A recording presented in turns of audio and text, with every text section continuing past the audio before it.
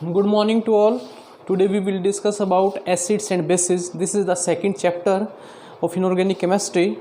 And firstly, we will discuss about RNS concept, and then we will discuss about Bronsted-Lowry concept.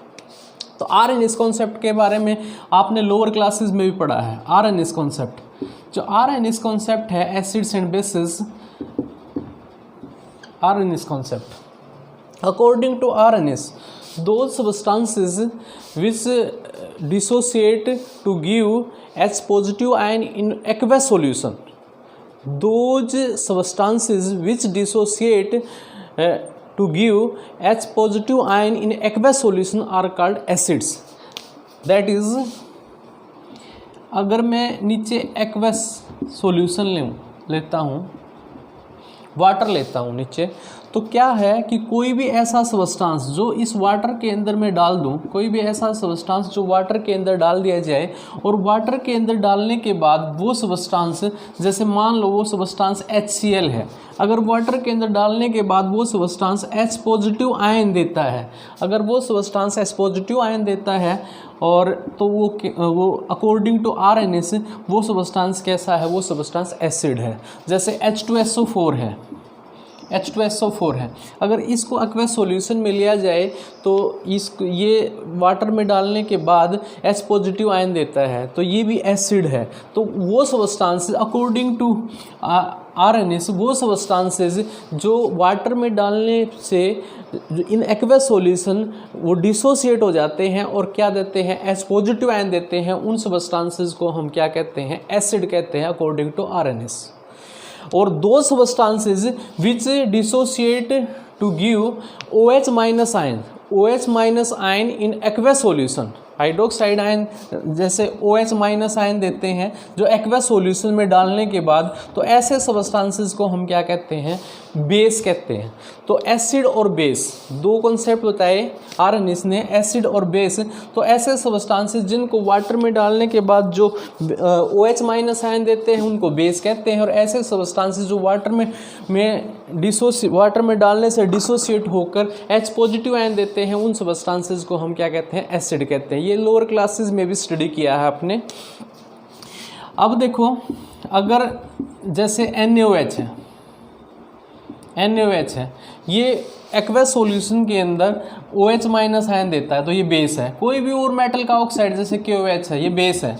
तो ये बहुत simple सा concept था according to RNS के according. Acid और base का बहुत सिंपल सा कंसेप्ट बताया उसने. जो वाटर में दो सब्सटेंसेस जो वाटर में डिसोसिएट हो जाते हैं डालने के बाद और H पॉजिटिव आयन देंगे वो एसिड होते हैं, और जो वाटर में डिसोसिएट होने के बाद जो OH माइनस आयन देते हैं उनको हम बेस कहते हैं अकॉर्डिंग टू RNS कॉन्सेप्ट. ये बहुत सिंपल सा कॉन्सेप्ट था, बहुत लिमिटेड से इसके एप्लीकेशंस हैं. यानी कि कोई भी सब्सटेंस जिसके पास H होना चाहिए या OH होना चाहिए, जो वाटर में डालने से जो डिसोसिएट होके देते हैं, उन्हीं सब्सटेंसेस को हम एसिड और बेस की कैटेगरी से डिफरेंशिएट कर पाते हैं.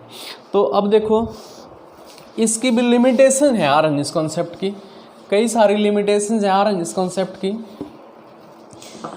अगर मान लो मैं ये कहूँ कि SO3 है, SO3 है, लिमिटेशंस पढ़ते हैं. लिमिटेशंस RNS कॉन्सेप्ट क्या है हमें पता लग गया. वो सब्सटेंस जो एक्वस सॉल्यूशन में H पॉजिटिव आयन देंगे वो एसिड है, और जो OH माइनस आयन देंगे वो बेस है. सिंपल डेफिनेशन है.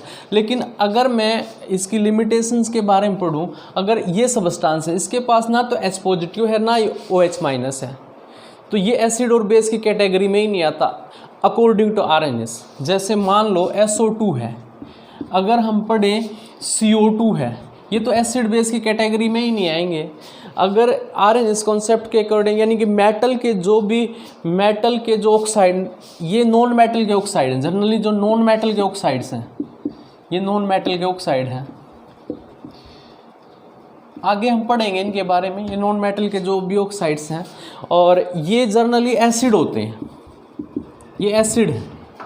और जो मेटल के ऑक्साइड्स होते हैं, जो मेटल के ऑक्साइड्स होते हैं जैसे कि CaO कैल्शियम ऑक्साइड है, मैग्नीशियम का ऑक्साइड है, ये इस टाइप के, या फिर जो मेटल के जनरली जो कार्बोनेट होते हैं Na2CO3 है, ये जो इस टाइप के सब्सटेंस हैं ये बेस हैं, तो एसिड और बेस, अब ना तो इनके पास H पॉजिटिव है ना इनके पास OH माइनस है, तो ये एसिड है और ये बेस हैं। तो अकॉर्डिंग टू आरएनएस इनकी तो कैटेगराइज हम कर ही नहीं सकते, तो इसीलिए इसके बहुत लिमिटेड सी एप्लीकेशन थी, तो इसकी लिमिटेशन बहुत है। दूसरा, ये सिर्फ एक्वा सॉल्यूशन के लिए एप्लीकेबल था, यानी कि वाटर सॉल्यूशन में ही आने के बाद जो H पॉजिटिव और OH माइनस आयन देगा उन्हीं को एसिड और बेस की कैटेगरी में हम कैटेगराइज कर सकते हैं।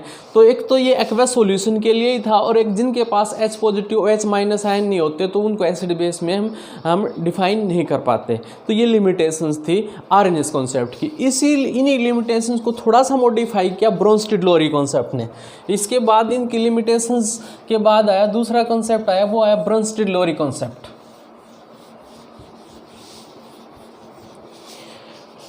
ब्रोंस्टिड-लोरी कॉन्सेप्ट, ये कॉन्सेप्ट क्या कहता है? ये कहता है कि जो सबस्टांस, दो सबस्टांस विच कैन गिव, जो दे सकते हैं H पॉजिटिव आयन, यानी कि जो प्रोटॉन डोनर है, जो प्रोटॉन डोनर है वो तो है एसिड। ये बात तो ब्रोंस्टिड-लोरी ने भी बताई थी, ये बात तो आरएनएस कॉन्सेप्ट में भी बताई गई थी कि जो H पॉजिटिव आयन देते हैं वो तो है एसिड, और जो H पॉजिटिव आयन एक्सेप्टर हैं, जो एक्सेप्टर हैं वो हैं बेस। जो H पॉजिटिव आयन डोनर है वो एसिड है, जो H पॉजिटिव आयन एक्सेप्टर है वो बेस है। ये कॉन्सेप्ट था ब्रोंस्टिड-लोरी कॉन्सेप्ट। यानी कि ब्रोंस्टिड-लोरी कॉन्सेप्ट कुछ सिमिलर सा हमें लगता है आरएनएस कॉन्सेप्ट जैसा, लेकिन बहुत डिफरेंस है। अकॉर्डिंग टू आरएनएस कॉन्सेप्ट में तो हमने ये बताया था कि जो H पॉजिटिव आयन देते हैं वो एसिड होते हैं, लेकिन एक्वा सॉल्यूशन में डिसोसिएट होकर वो H पॉजिटिव आयन देते हैं। ये एक्वा सॉल्यूशन के लिए नहीं है, ये नॉन एक्वा सॉल्यूशन के लिए भी है। नॉन एक्वा वाटर सोलवेंट होना कोई ज़रूरी नहीं है। कोई किसी भी सोलवेंट के अंदर जब H पॉजिटिव आयन देता है तो अकॉर्डिंग टू ब्रोंस्टिड-लोरी वो कैसा है, वो है एसिड। अब मैं फिर रिपीट करने लग रहा हूँ कि जो आरएनएस कॉन्सेप्ट था वो उसमें बताया गया था कि जो वाटर के अंदर H positive ion, aqua solution में जो H पॉजिटिव आयन देते हैं वो एसिड है। इसमें कोई भी सॉल्यूशन हो, वो जो उसके अंदर H पॉजिटिव आयन देते हैं वो एसिड है, यानी प्रोटॉन डोनर हैं वो एसिड होते हैं, और जो प्रोटॉन एक्सेप्टर हैं वो कैसे होते हैं, वो बेस होते हैं। प्रोटॉन डोनर और प्रोटॉन एक्सेप्टर वो होते हैं, डोनर होते हैं एसिड और एक्सेप्टर होते हैं बेस। तो अब देखो इसके अकॉर्डिंग कैसा था, इसने ब्रोंस्टिड-लोरी ने किस टाइप से एक्सप्लेन किया, क्या एडवांटेजेस थे इसके। जैसे मान लो HCl है, इसको अमोनिया के साथ, अमोनियम सॉल्यूशन के अंदर अमोनिया के साथ मिलाया गया तो क्या बना, इसमें बनता है अमोनियम आयन और Cl माइनस। ये H पॉजिटिव प्रोटॉन डोनर है तो ये एसिड है, और ये प्रोटॉन एक्सेप्टर, ये एक्सेप्ट किया है तो ये बेस है। ये प्रोटॉन डोनर है तो एसिड है, ये प्रोटॉन एक्सेप्टर है तो बेस है। जब ये दोनों आपस में कंबाइन करते हैं तो जो बेस था वो एसिड बन जाता है एक्सेप्ट करने के बाद, और जो एसिड था वो बेस बन जाता है। इनको कहते हैं कॉन्जुगेटेड एसिड और बेस, कॉन्जुगेट एसिड और बेस, कॉन्जुगेट एसिड और base, acid base, conjugate acid base, इनको कहते हैं कॉन्जुगेट एसिड और बेस।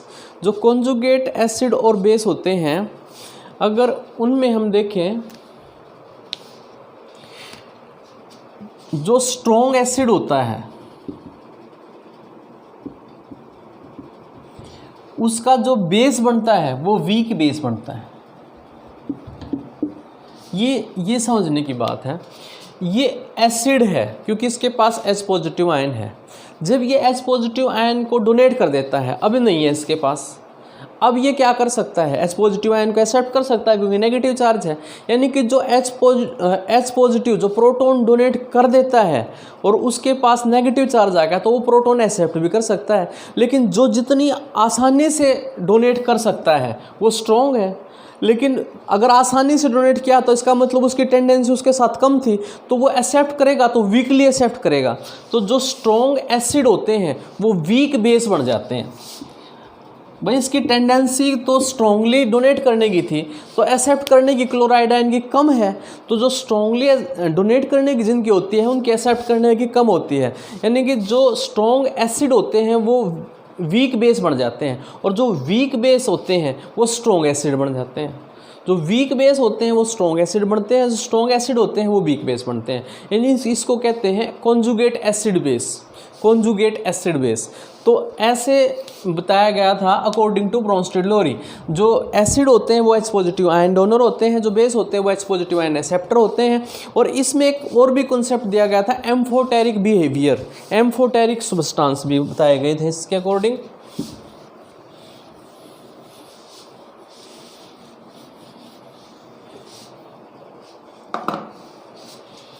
इसके अकॉर्डिंग एम्फोटेरिक सब्सटेंस भी बताए गए थे। एम्फोटेरिक सब्सटेंस कौन से होते हैं? जो H पॉजिटिव, एक होते हैं एम्फोटेरिक सब्सटेंस। एम्फोटेरिक सब्सटेंस कौन से होते हैं? जो H पॉजिटिव डोनेट भी कर सकते हैं और H पॉजिटिव एक्सेप्ट भी कर सकते हैं। जैसे वाटर है, ये H पॉजिटिव डोनर भी है, H पॉजिटिव रो H minus, H positive donate कर सकता है ये, और H पॉजिटिव एक्सेप्टर भी है, प्रोटॉन डोनर भी है और प्रोटॉन एक्सेप्टर भी है, हाइड्रोनियम आयन बना लेता है। तो प्रोटॉन डोनर भी है और प्रोटॉन एक्सेप्टर भी है। तो इस टाइप के जो सब्सटेंस होते हैं, जैसे HSO4 नेगेटिव है, ये प्रोटॉन डोनर भी है और प्रोटॉन एक्सेप्टर भी है। तो जो प्रोटॉन डोनर भी है, प्रोटॉन एक्सेप्टर भी है, उस टाइप के सब्सटेंसेस को हम क्या कहते हैं? Amphoteric substances. तो according to Bronsted Lowry there are 3 categories of the substances, acid, base and amphoteric substances. Acid वो सब्सटेंस होते हैं जो प्रोटॉन डोनर होते हैं। एक्वस सॉल्यूशन कोई कंपलसरी नहीं है एक्वस सॉल्यूशन में डोनेट करें, नॉन एक्वस सॉल्यूशन में भी H पॉजिटिव डोनर होते हैं। तो जो प्रोटॉन डोनर होते हैं वो होते हैं एसिड, और जो प्रोटॉन एक्सेप्टर होते हैं वो होते हैं बेस, और जो प्रोटॉन डोनेट भी कर सकते हैं, एक्सेप्ट भी कर सकते हैं, ऐसे सब्सटेंसेस को हम क्या कहते हैं? एम्फोटेरिक सब्सटेंसेस कहते हैं। इसकी क्या एडवांटेजेस थे और क्या लिमिटेशंस थी? एडवांटेजेस तो इसकी ये थी कि इसने जो आर के अकॉर्डिंग जो OH माइनस का जो कॉन्सेप्ट था, जो बेस के लिए था, ये उस कॉन्सेप्ट को इसने सोल्व कर दिया कि किसी के पास मान लो OH माइनस आयन नहीं है तो वो भी बेस हो सकता है, क्योंकि वो H पॉजिटिव एक्सेप्ट कर सकता है। तो एक तो इसकी एडवांटेजेस यही थी कि कोई ज़रूरी नहीं है कि बेस के पास OH माइनस आयन हो, वो प्रोटॉन एक्सेप्टर होगा तो भी बेस हो सकता है। दूसरी जो इसके एडवांटेज ये थी कि नॉन एक्वस सॉल्यूशन के अंदर भी ऐसा हो सकता है, नॉन एक्वस सॉल्यूशन में भी हम एसिड और बेस के बारे में बता सकते हैं। तो ये इसके एडवांटेजेस। इसकी लिमिटेशंस हैं, लिमिटेशंस तो इसके अंदर भी हैं। लिमिटेशंस ऑफ ब्रोंस्टेड-लोरी कॉन्सेप्ट,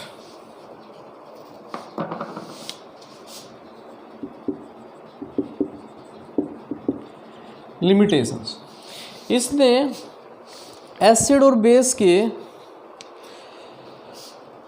जैसे CO2 है, अब ना ये तो H पॉजिटिव आयन एक्सेप्ट करने लग रहा और ना ये OH माइनस आयन डोनेट करने लग रहा। जैसे SO2 है,